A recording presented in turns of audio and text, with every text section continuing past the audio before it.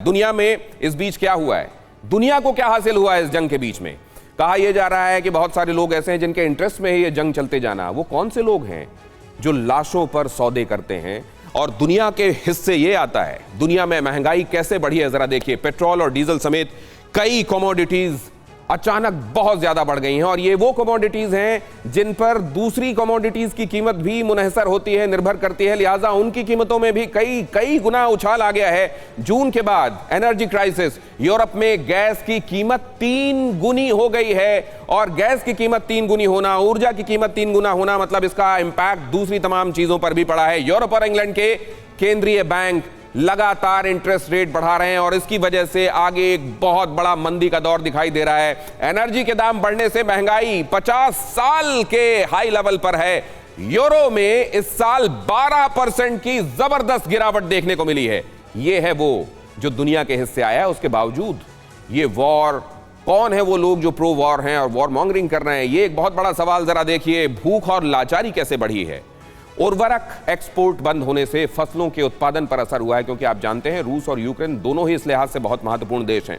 रूस दुनिया का सबसे बड़ा यूरिया निर्यातक देश है और 25 मिलियन टन गेहूं ब्लैक सी में फंस गया था और इसकी वजह से खाद्यान्न संकट दुनिया के कई हिस्सों पर मंडराता हुआ दिखाई दिया। श्रीलंका संकट के लिए भी रूस और यूक्रेन में जो कुछ हुआ वो बहुत हद तक जिम्मेदार है। एनालिस्ट ये बातें भी कहते हैं। अब अगर ऐसा है तो क्या दुनिया कुछ नहीं कर सकती, मजबूर है? दुनिया के चंद देश क्या तय करते हैं दुनिया के मुस्तकबिल के लिए? इसी से तय होता रहेगा कि दुनिया में क्या होता है। कपिल सर, देखिए, पहली बात एक इसमें ध्यान रखिए कि इसके अंदर एक बैक प्लेयर है। ये जो क्रीमिया है ये कोई नया मसला नहीं है।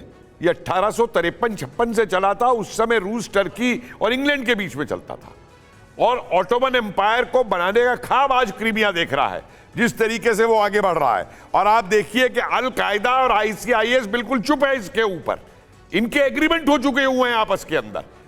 टर्की अभी देखिए इनको क्या आंखें दिखाएगा, चाहे वो अमेरिका हो और चाहे कोई हो इसको निकल करके।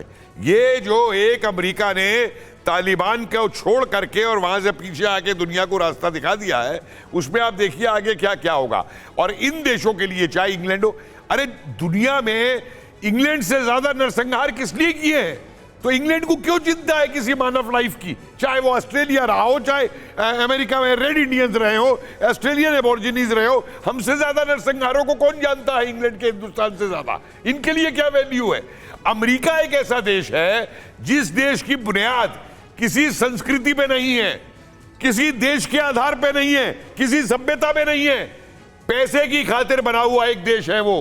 कि जब वो कहता है, जिसे अपनी फ्रीडम स्ट्रगल बताता है वो तो अपने ये था कि हम यहाँ पैसा कमा रहे हैं, हम इंग्लैंड को और स्पेन को और इनको पैसा क्यों डाले वहां पे ले जा करके। तो पैसे की बुनियाद पर जो देश बना है, जो अपने देश में गन कल्चर नहीं खत्म कर सकता, हजारों आदमी इस देश में बंदूक से मारे जाते हैं, उस गन के रूल को नहीं बदल सकता। उसके लिए आदमी की कीमत क्या है इंसान की? और ये दुनिया भर को ह्यूमन राइट्स बढ़ाते हैं, अपने देश में चला सकते हैं ह्यूमन राइट्स करते। और एक तमाशा और देखिए इस युद्ध में जो हो रहा है, एक भी एनवायरमेंटलिस्ट की आवाज आपने सुनी?